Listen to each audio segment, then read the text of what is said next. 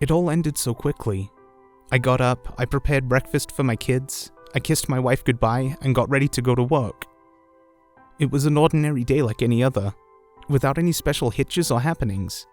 I would go to the office, finish work at 5 p.m., and go back home to my loving family. But it was never meant to be, because before I even realized what was going on, a truck ran a red light and T-boned my car. I didn't make it. There was no light at the end of the tunnel, no voices calling to me, and no floating above my own body realizing I was dead. I was instead enveloped by an inexplicable darkness and nothingness. It only lasted for a brief moment though, because in the next moment, when I opened my eyes again, I was in a brightly lit room. It took my eyes a moment to adjust, and upon doing so, I realized I was in a room which resembled that of a hospital. A woman in a white shirt stood in front of me, and at first I thought she was a doctor, but upon closer inspection, I realized it was a sort of working uniform, similar to what masseuses wear.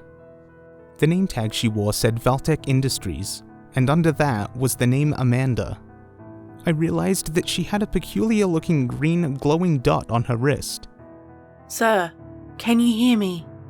I heard her call out to me, as if through a tunnel. "What?" I started, but felt an overwhelming sickness take over me. I turned to the side and vomited in something that looked like a trash bag. It was placed next to me so conveniently that it made me think they assumed I would get sick upon waking up. "It's okay, this is normal. Get it all out," Amanda said, holding me by my shoulder. I emptied the remainder of my bowel contents and coughed a few times, before saying with a raspy voice, "Where am I?"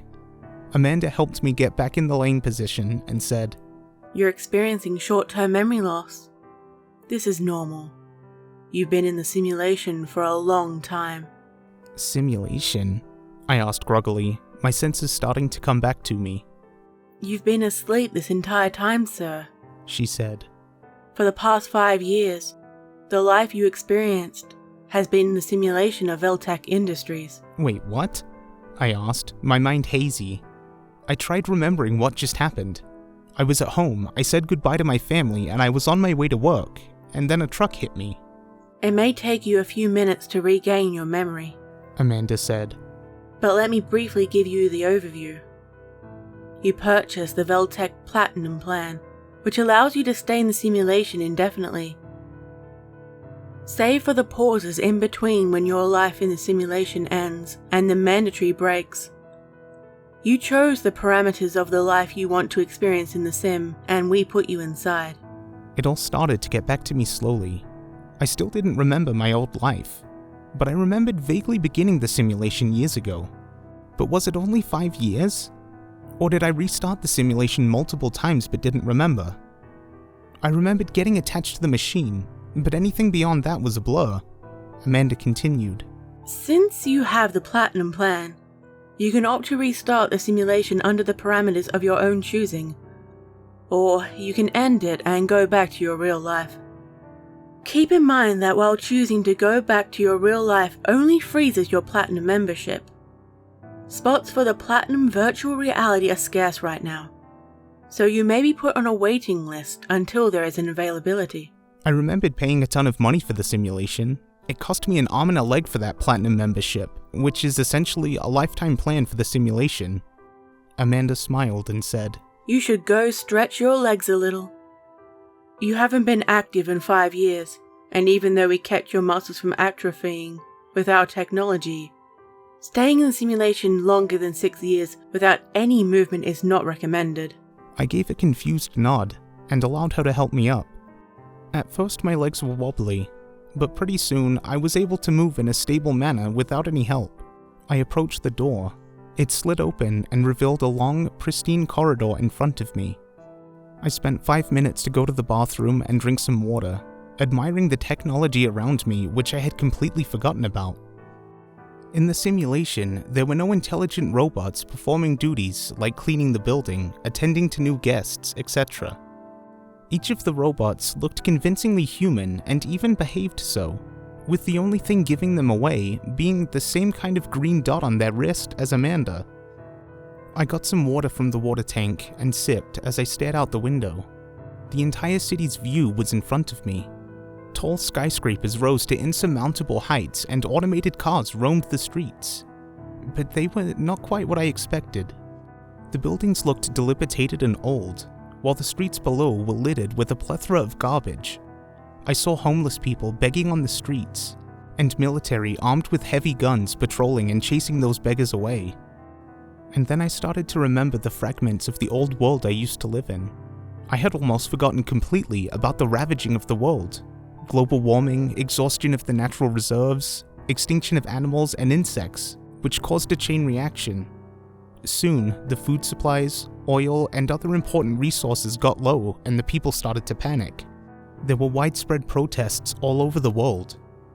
They couldn't do much, however.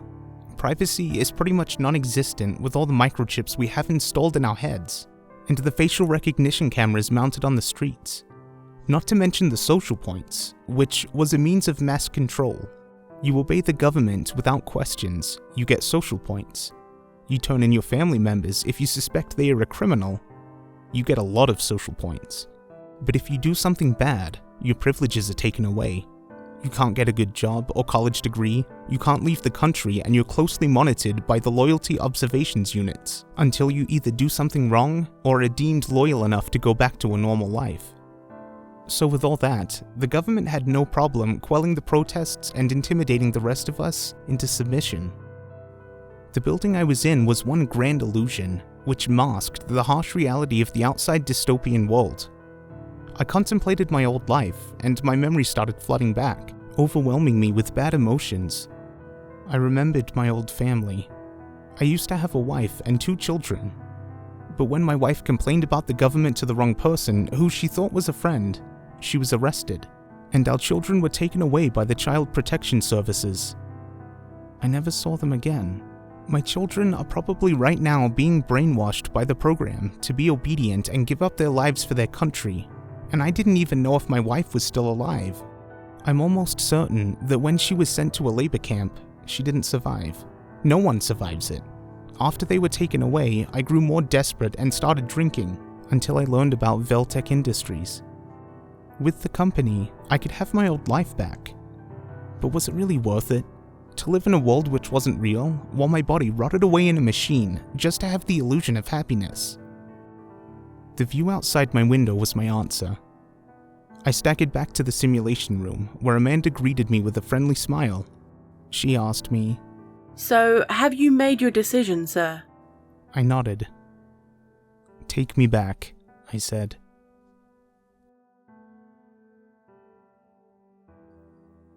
I hope you've enjoyed this story. Please check out the author on Reddit to see more of their work, especially if you enjoyed this amazing story. Also, don't forget to check out Creepypastaadam if you like him, and subscribe. He's very much well worth it. This video was made with the support of my Patreons. Don't forget to like, comment and share. Stay safe, my little spooklings. And remember, I'll be watching you.